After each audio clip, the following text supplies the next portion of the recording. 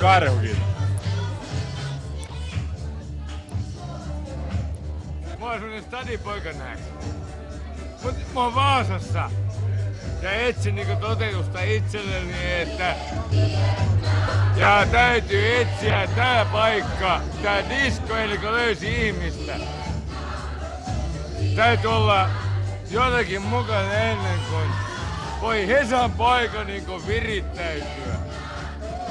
Joo, mutta parhaita, mitä mä oon todennut elämässäni, on se, että mulle itse henkilökohtaisesti ennen kaikkea Suomi itsessä on parasta. Hei, mulla on kauhea hiki!